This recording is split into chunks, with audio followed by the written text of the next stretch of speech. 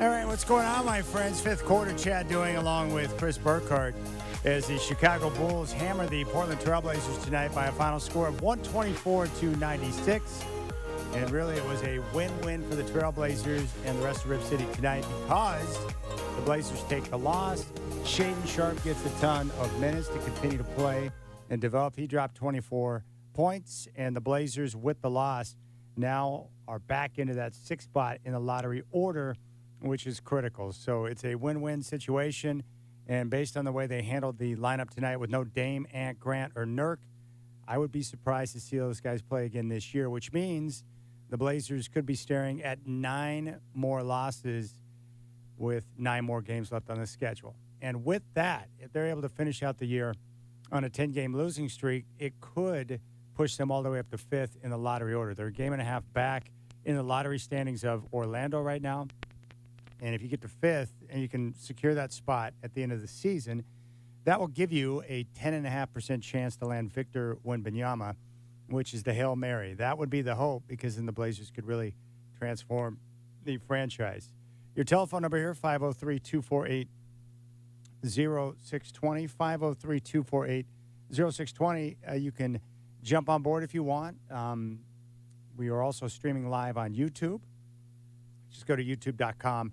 Put in the homepage, Rip City Radio, and you'll be able to see the live link right there. So really, to kind of give you the background on what's going on now with this Trailblazers season, we know that the Trailblazers, they gave it a go. They let the guys play, tried to see if they could make a run for the play-in, and with a 3-10 mark following the All-Star break, they fell out of playoff contention. Now, with that, they gave one more game to Dame. He played that game at Utah, which they won a couple of nights ago. The reason why that game was significant is that was Dame's 58th game played on the season. And 58 is a magic number in the NBA. In order to qualify for the All-NBA teams or to be considered the scoring champ, you've got to play in a minimum of 58 games. And so now Dame, with that 58th game, he now qualifies for the All-NBA teams.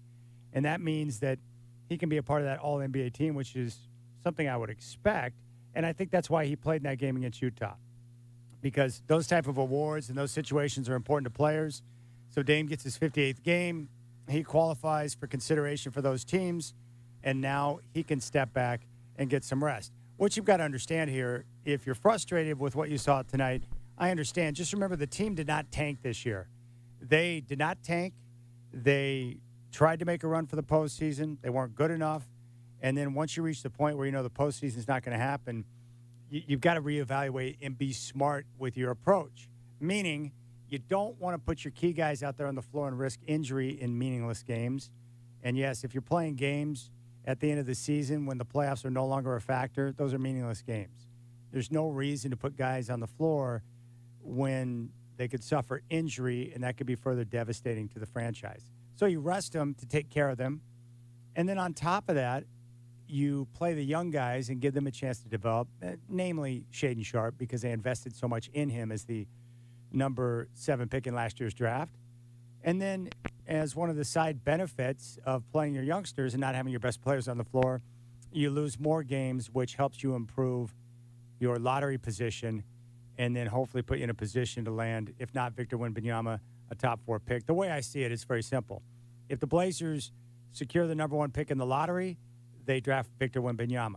Any pick outside of that, whether it's 2, 3, 4, whatever, you're not going to take a player. You're going to use that as part of a deal to go out and make the trade. If you believe what the franchise is saying, which is they want to make a big deal to have a chance to put some star power on Dame, then you either draft Wembanyama or you use your lottery pick as part of a deal to go out and make something happen. So what they're doing right now is positioning themselves for the best possible assets so they can go out and make a real change during the summertime. And if you've watched this team throughout the year, I think the one thing that's apparent, or at least the way I see it, you complain all you want about the ownership or the coaching or whatever, but the biggest problem with this team is a lack of talent. They don't have the players. They don't have the length. They don't have the size. They don't have the athleticism. They don't have the star power. They're basically a one-man crew, Dame and everybody else. They need more talent, better players if they hope to have a chance to compete. And the best way to have access to better talent is to have as many assets, quality assets as possible so you can go out and make a move. That is what it's all about. All right, tonight, as I was working my way through my evening, I got a message from a gentleman who listens to the show all the time, big Blazer fan. He listens to Game Day Fifth Quarter, the Rip City Drive, all of it.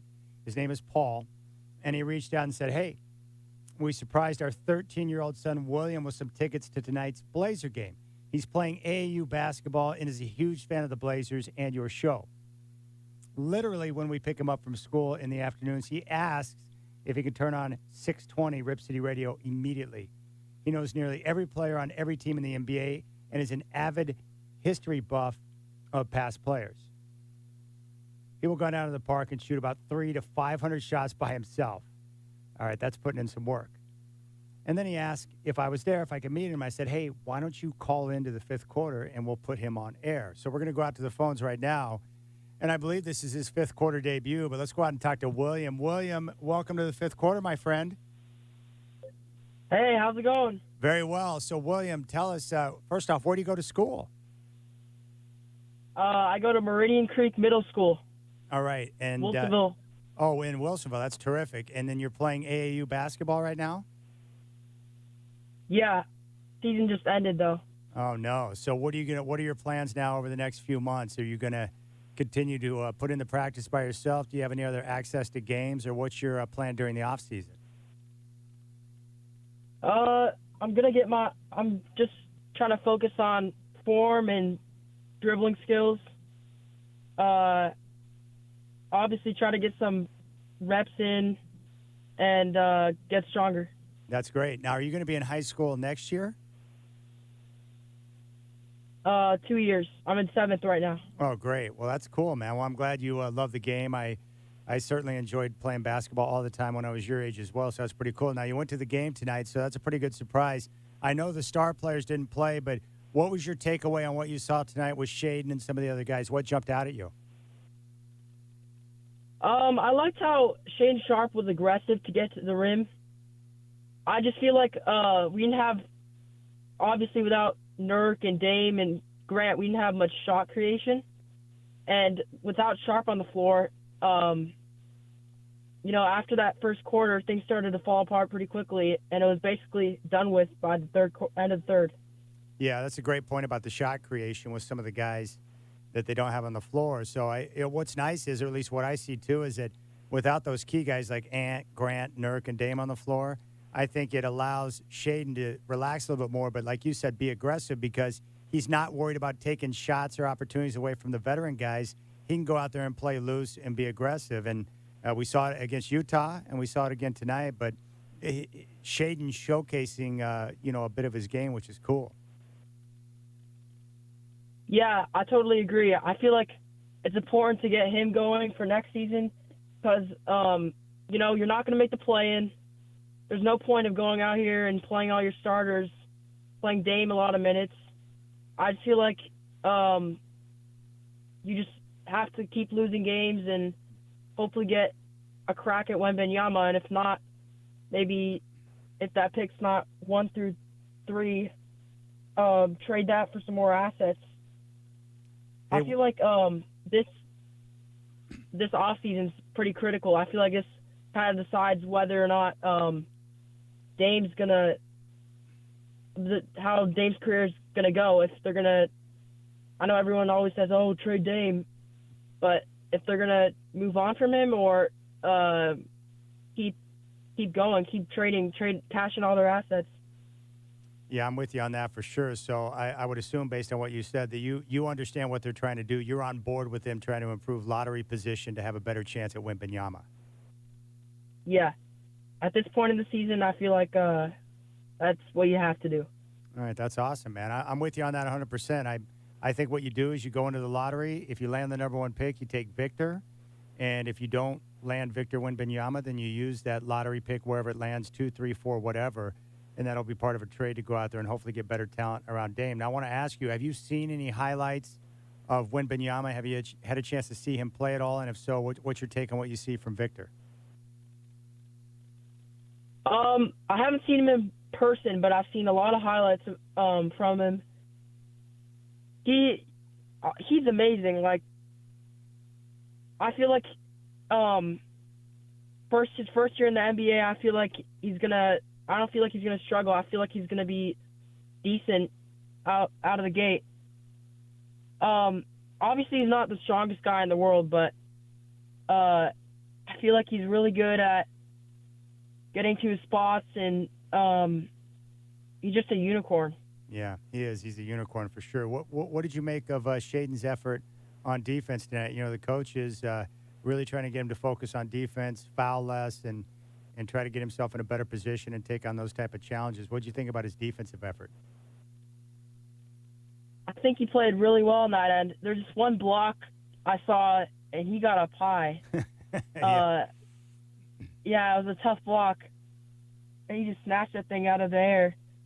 I think he's trying a lot more on defense. I think he's getting smarter, and I feel like he is really developing on that end.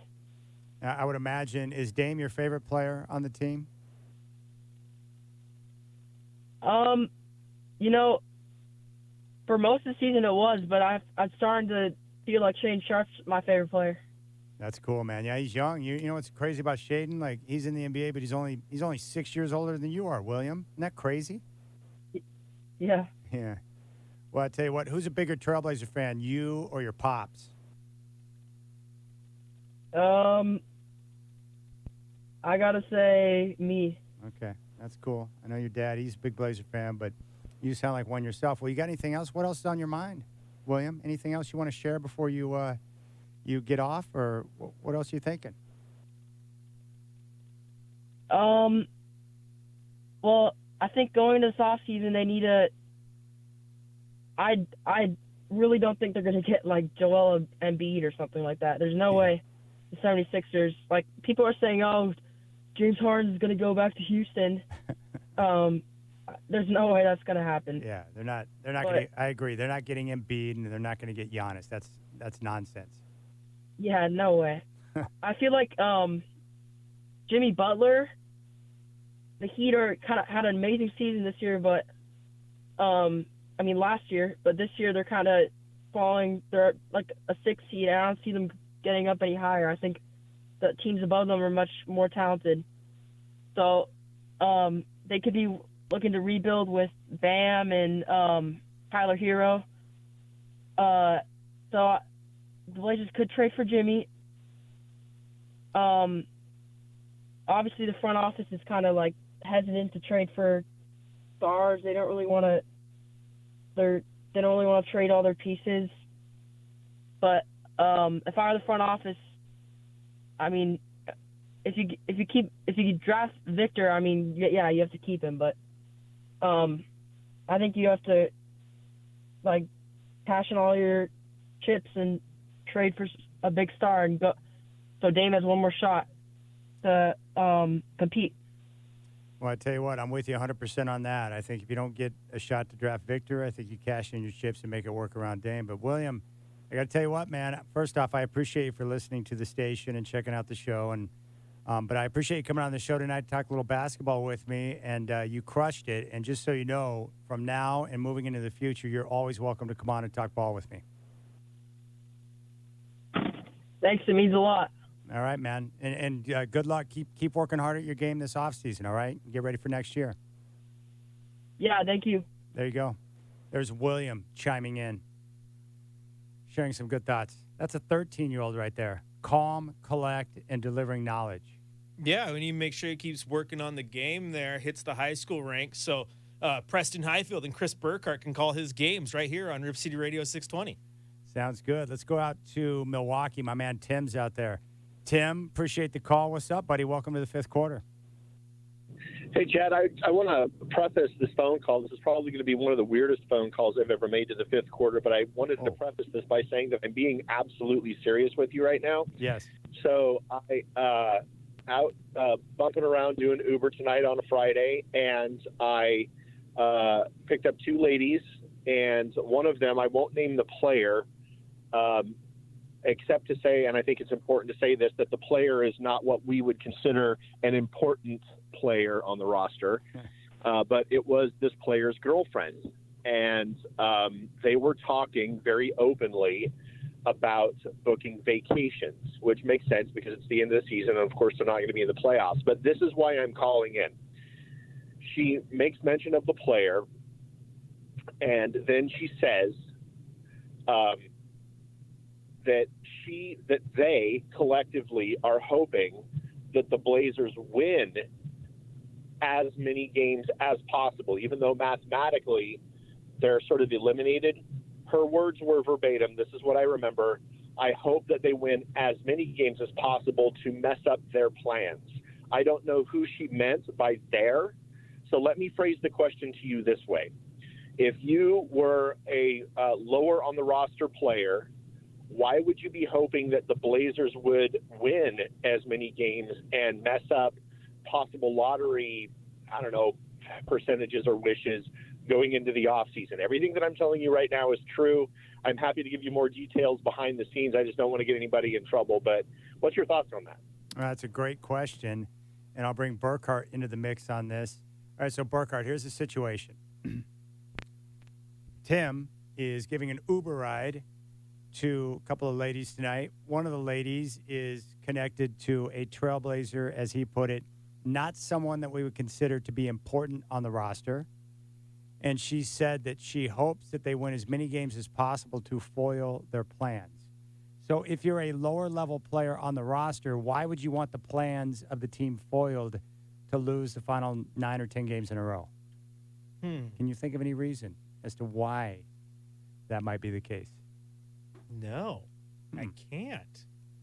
I know you're bringing me on for my, vast knowledge here, but this one's got me stumped. All right. Well, give that some thought. And if you come up with something, because you're pretty intuitive in terms of coming up with ideas or understanding motives of something. Yeah. So, interesting. All right, let's go back out to the phones. Mike, who is in North Portland. Mike, appreciate the call. You're up on the fifth quarter. What was your takeaway from tonight? You don't have to wait for Burkhardt on that. Why would a lower-level player not want the team to execute their plans? Because they're about to be freaking traded, man. That's not even a question. Why, Chad, come on, what are we talking about here? They're going to blow this roster up. They're trading anyone not named Dame, not named Jeremy Grant to better the roster. That's why. You don't need to look into it. They're going to trade everybody they can to make this roster better. Okay, so what's my take? My take is there's a possibility, Chad, you ready for this? Yes. There's a possibility this roster makes the playoffs. Hot take.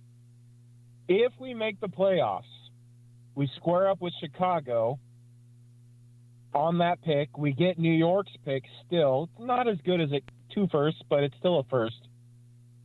And then we look at next year when it comes to next year. And we could possibly trade future picks after we deal that pick to Chicago. If we don't make the playoffs, then we still got a high-level pick to trade. We're not going to get Embiid, but I think the play is a sneaky good pick. I think Chicago's ready to blow it up. I think Miami is ready to blow it up. There's a very strong possibility Philly is ready to blow it up. Brooklyn is ready to deal Ben Simmons, by the way, so he could be had at a bargain. There are deals to be made for a 3. The tricky part here is upgrading at the 5. I don't know that there's a sneaky good upgrade for Nurk at the 5. So that's my take. I think there's a sneaky good DeRozan, Butler, Simmons. There's a good upgrade at the 3 out there. I don't think there's a sneaky good value upgrade at the 5. I'll take your comments off the air. No, I appreciate that. First, the only thing I would disagree with this team is, and I think you're probably joking, they're not making the postseason. They're actively trying to make sure that doesn't happen. Mathematics would suggest it's nearly impossible, and the team they're going to put out there on the floor with no Dame, Ant, Grant, or Nurk is not going to really have a chance to win a basketball game unless they're playing the Spurs, and even that is highly questionable now. So I fully expect them to lose the rest of their games on the schedule. Yeah, I agree. They're not going to get Embiid. I just don't see it. I mean, the idea they could land a guy like Giannis or Embiid is insane because I just don't see those teams giving up on those two players. But we'll have to wait and see who might become available. William mentioned Jimmy Butler. Obviously, a player like that would be nice. We know one thing. They need more length. They need more strength. They need more star power. Obviously, an upgraded center, if they can make that happen, would be terrific. Nurk was useless this year, basically useless. And he's limited at what he can do at his size and lack of foot speed. I just got to say, if the Blazers were 3.5 games out of first place and looking like one of the best teams in the league, Yeah. and had a true MVP candidate. Now they do have an MVP candidate, just not enough wins for him to really be considered. But if they were top 3 in the conference, right in the race, look like a contender, and people were floating the idea that team X, Y, or Z should trade for Dame in the offseason, Blazer fan would lose their collective mind because of how ridiculous that sounds, right? Mm-hmm. No team who's that good is going to go trade the face of their franchise MVP player just to... That's Joel Embiid right now, guys. Like, what is their incentive to trade Joel Embiid? He's not disgruntled. Anyone who keeps saying that, oh, I've seen reports from where? Ballsack Sports? No. Come on. Yeah, I dropped that on radio, right? Yeah, I've been ball sacked. But it's like, oh, well, Harden might go to Houston. Harden is not the linchpin keeping that thing together. So it's like if you put yourself in that situation Portland wouldn't do that for Dame. So why is Philly going to do that for Joel Embiid? Now, Butler makes far more sense. I also think if you're looking for an upgrade at center, I don't think they're going to do it. But if Miami decides it's time to reset a little bit because they don't like the window they're in, give me Bam Adebayo all day long, right? So there could be some people out there. Also, before we move on, I got a stat for you that might blow your mind. When you sit here and you talk about the health of the team and, Dame was hurt and Simons was hurt, yada, yada, yada. 41. That is the number of games that Jeremy Grant, Josh Hart, Anthony Simons, and Drew Eubanks played together on the court at the same time together. 41. 34 is the number that Damian Lillard, Jeremy Grant, Yusuf Nurkic, and Anthony Simons have been on the court at the same time this year. 34 games. That's your problem. That's your problem. So when you sit here and you talk about the roster construction, right, and the depth of the team, and you haven't even really seen what they can do healthy because 4 of your 5 starters have only played 34 games together this year. That's crazy. Yeah, it's been a mess of a year injury-wise. And Nurk's been useless. Useless this year. Useless Nurkic. Hey-oh. Hey-oh. I stumbled into that one. All right, 503-248-0620. If you're on hold, stay there. We'll get to your phone calls. 5th quarter, Blazers get whacked by the Bulls tonight, but that's a good thing. They need to lose the next 9 games. I'm not asking for too much. Just don't play Dame, Ant, Grant, or Nurk. Finish out the year with a 10-game losing streak and hopefully get to 5 in the draft order. And we'll see what happens on lottery night. It's the 5th quarter on 620 Rip City Radio.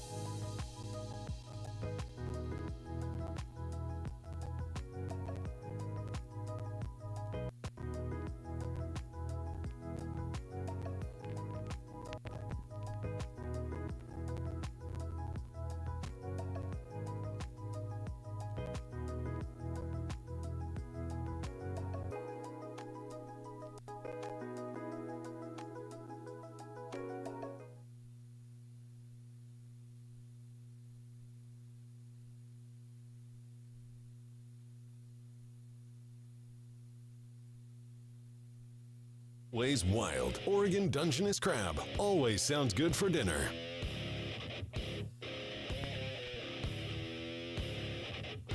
Knox puts up a 15-footer. No good. Shaden Sharp comes in with the left hand and dunks it. You got to be kidding me. Mama, buckle up the kids. It's going to get rough. That was unbelievable. It was turbulence. He matches his career high with 24 points. All right, fifth quarter, Bulls over the Blazers tonight, 124-96. But that's not the important story. I just go to tankathon.com. You should probably check out the website yourself. It's the most important site for you Trailblazer fans right now. With tonight's loss, Portland now 32-41. Good for sixth in the lottery order, which gives them a 9% chance at the number one pick, a 37.2% chance of jumping up into the top four. Keep the losses coming, baby. 9 more to go. Can they drop 9 more games after tonight? They're a game and a half back of Orlando, who currently is fifth in the lottery order. Let's go out to Kiernan. Kiernan, welcome to the fifth quarter, my friend. What's going on? What's up? Hey, Chad. Hey, how's it going? I'm very well. What'd you think about Shaden Sharp against Utah tonight? Yeah, Shaden Sharp. Yeah, he did pretty good tonight. Yeah. Oh, and by the way, I was at the game tonight. All right. So what was the experience like? You know, no Dame, Ant, Nurk, or Grant. What was the experience like watching the youngsters? It was nice watching the youngsters play. Yeah. Mm-hmm. And where do you come out on what the team is trying to do? Do you understand their mission now with trying to improve lottery position? I agree, and I agree with you. I definitely want to see them do well in the lottery. Oh, yes. I would love for them to have a chance to draft Victor Wembanyama, Kieran. That'd be epic. Yeah, it would be. And I was disappointed that Anthony Simons wasn't playing tonight. But yeah. And you know, Anthony Simons is my favorite. Yeah, I know you're down with Ant. What was it like to be in the crowd tonight and see Shaden Sharp's athleticism? You know, when he got up for that left-handed dunk and showing, you know, the block. Yeah. It was pretty cool being in the crowd tonight, seeing that. Yeah, that's great, man. What was the atmosphere like? Was it a good atmosphere tonight with, you know, the different lineup out there? Yeah, it was a good atmosphere. Yeah, and I was on 300 level, so yeah. Oh, that's great, man. Well, I'm glad you had a chance to go, Kieran. I knew you were looking at going to a game. I'm glad tonight was that night. Yes, go Blazers. Yes.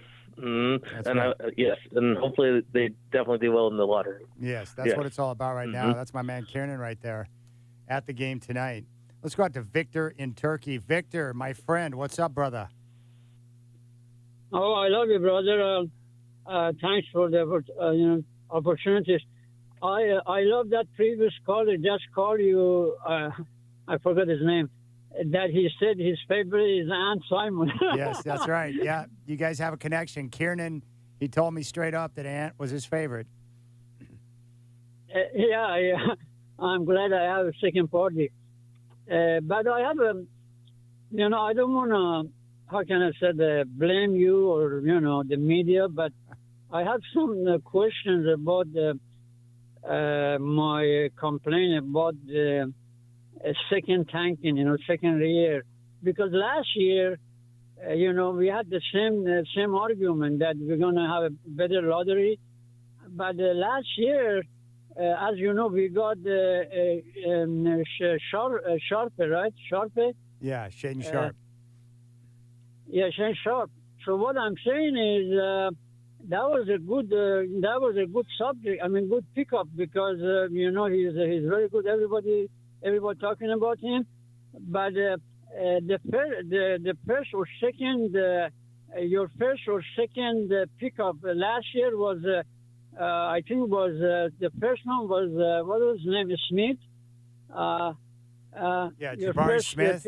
Yeah, Jabari Smith. You had and then Chet Holmgren. Yeah, but Ponchero was number 3 or number 4. Ponchero. The Ponchero, the one that they are working there. He's playing for the... Yeah, Ben Carroll went number 1 for Orlando. Yeah, he looks great. He's going to be Rookie of the Year. He looks sensational. Yeah, I don't know, but what I'm saying is, so Sharp was good as maybe Ponchero, maybe same, maybe they're almost the same, same kind of player, same explosive players. So what I'm saying is, even we got Sharp, So we have to tank the second year, get another good player. You see what I'm saying? We have to tank two years Yep. to get two good players. Yep. So what I'm saying is, are we gonna go? Are we gonna go for another year, like the three years in a row tanking? Well, no, I think what's going to happen, Victor, is I think what they're looking to do is I don't think they want, well, again, let's just clear this up. They're not tanking this year. Last year they tanked following the All-Star break. That was a very clear, full-on effort to improve lottery position. Dame was shut down. The season was going nowhere, so they did try to improve their lottery position. This year, what's really sad is that they tried to win games up until just about a week ago, and they couldn't. And now they're sitting there at 6th in the lottery order, and they've got now 9 more games to go. They gave the guys a chance to make a run to the postseason after the All-Star break. They just couldn't. They went 3-10. And that's when it became apparent that the playoffs were not going to be a possibility. And so now they're like, okay, playoffs are out of the question, so we're just going to play the youngsters, improve lottery position, and go from there. And that's the best thing to do because this team needs more talent, and the best way to access more talent is through the draft. But Chris, you see it that way too, right? They haven't tanked this year. They tried to let this group make their way to the postseason. They just couldn't get it done. Like I pointed out earlier with the numbers, like how do you know? I mean, how good are you when 4 of your best players have only been on the court together 34 times? Like that's not good. That's not a recipe for success. No. What'd you say about Justice Winslow's availability? Justice Winslow played 66 games for the Miami Heat in the 2018-2019 season. Mm-hmm. Since that time, he has played a total of 114. Yikers. That's a lack of availability right there. Lack of availability. And that's one of the biggest issues for athletes. You got to be available for your team to go out there and make an impact. Let's see here with Yusuf Nurkic. So far this year, Nurk has played in 52 games. 52, my friend. So 52 this year, 56 last year, 37 the year before, 8 the year before that. Man, that's savage. They aren't going to let him play enough to qualify for the All-NBA teams and the scoring titles. 6 games short. I mean, really, he has not been the same since that leg injury. Just hasn't been. No, he has not, and I gotta kind of be in his corner on that one. I think that's a very, very hard injury to come over mentally, man. It absolutely is vicious. All right, we'll come back. When we do here on Fifth Quarter, we're going to hear from Chauncey Billups and get his take from what went down tonight. Bulls over the Blazers, 124-96. Next game will come up on Sunday. Early tip time, 4 o'clock tip from Moda. Thunder will be in town. That will have a game day start of 1:30 here on 620 Rip City Radio.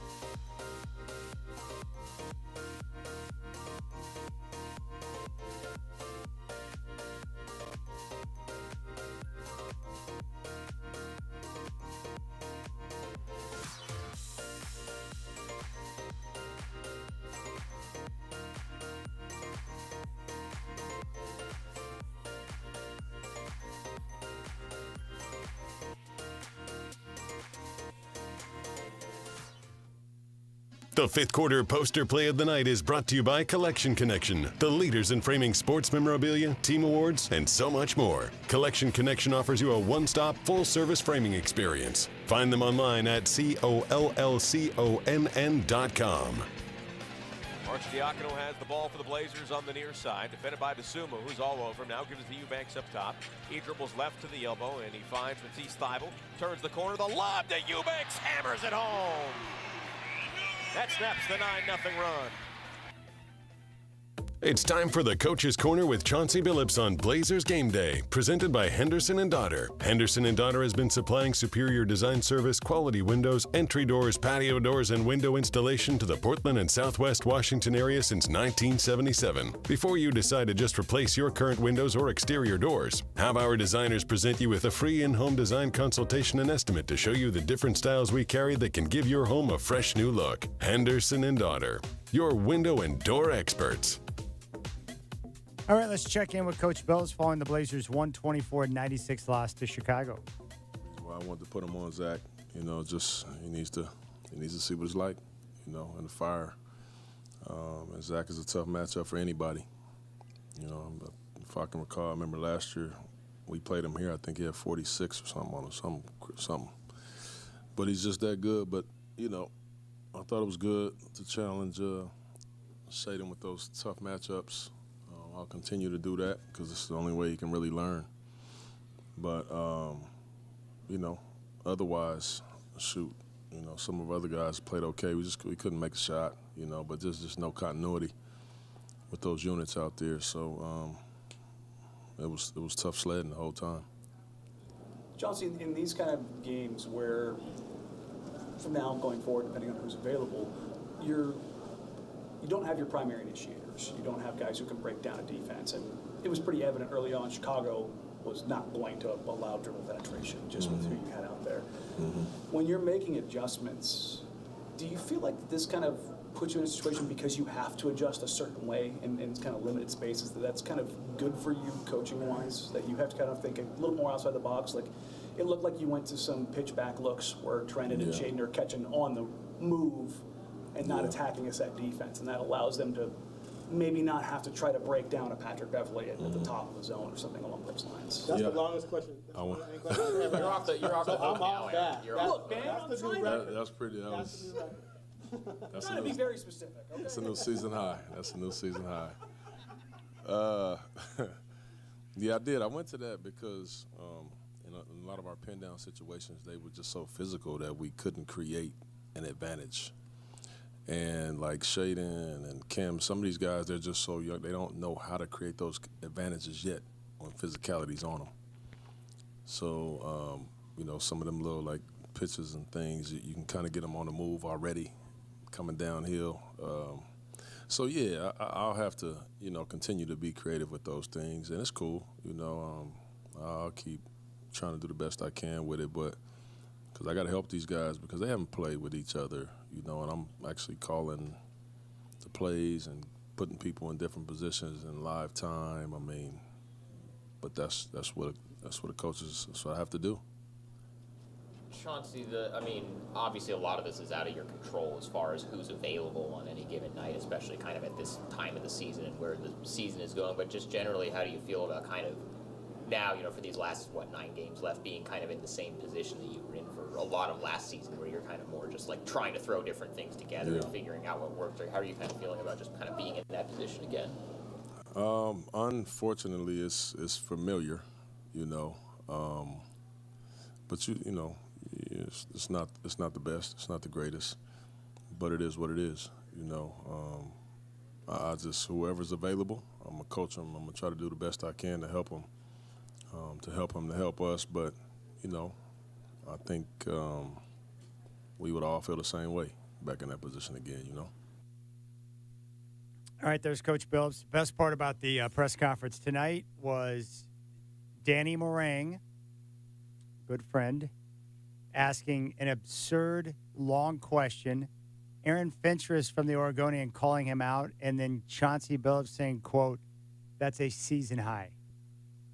There's nothing about that little sequence I don't love. Spectacular. On point. It's a good one.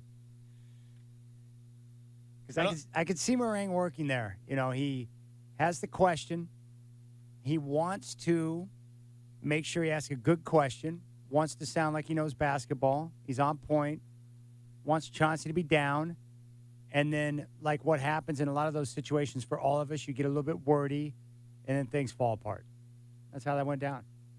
And then Finchers called him out. I'll still give Dan a ton of credit there because he actually did a deep dive and asked a question. He didn't just look Chauncey dead in the eye and be like, hey, talk about Shaden's game tonight, which so many reporters do. Yeah. How did it feel to lose? I'll never forget. Like, I didn't even ask the question, and it's, scared the poo out of me. Was sitting in a scrum with Greg Popovich, and someone asked Greg Popovich a talk about, which, for those of you who don't know, in the business, a talk about is literally, hey, talk about Dame's performance tonight. Talk about what happened in the third quarter. And it's like, it is a no-no, right? Anyway, someone asked him that, and Popovich just goes, talk about? Like, you just want me to talk about the game? And, it was just, you could hear a pin drop. And I was like, oh, yeah, everything was clenched because it's Greg Popovich, right? But, some of those coaches and some of those questions. So I'll give Danny some credit there for actually asking a question. He got me one night, Popovich did, back in the hallway right outside the visiting locker room. I asked him a question about a player, and he looked me dead-eye with a bitter face, and he goes, why would you ask me that? And I'm like about to fall over, and he goes, I'm just joking. And then he answered the question. Thanks a lot, a-hole. Appreciate that. Yeah. Why would you ask? He said it with the angry face, too. Why would you ask me that? And then after about 3 seconds of dead air, he's like, I'm just joking. Yeah. Thanks, Pop. One of my scariest moments wasn't even Popovich. I was in the Sacramento King locker room, had my camera in hand. Camera was turned off, by the way. Talking to their PR guy. Funny enough, their PR guy at that time was Rashawn, who's now the PR guy for the Blazers. I'm just sitting there talking to him. All of a sudden, I hear someone yell at me. I'm like, what? Who is yelling at me? And I hear it again. It's like, you better not be bleeping filming me. I'm like, what? I turn. It's DeMarcus Cousins in a towel staring at me from across the locker room, accusing me of filming him while getting out of the shower. I'm like, bro, my camera's not even on. And I look over at Rashawn, who was their PR guy. I'm like, look, dude, camera's not even turned on. And he gives Cousins, the head nod, like he's not lying. And he's like, good, 'cause you better not be filming me, dog. And I'm scared out of my mind. Yeah, there's no filming going on here. Oh, my goodness. So, really like what I saw from Shaden tonight. It's just nice to be able to see him relax, knowing he's going to get minutes. He's going to have an opportunity to play. They're going to coach him up. They're going to put him in situations that are challenging and give him a chance to grow, which is critical. That's what it's all about. All right, we'll keep things rolling. We'll come back and put the finishing touches on the fifth quarter. Blazers fall tonight, 124-96. Next game will come up on Sunday, 4 o'clock tip from Moda against the Oklahoma City Thunder. It'll be here on your home of the Blazers, 620 Rip City Radio.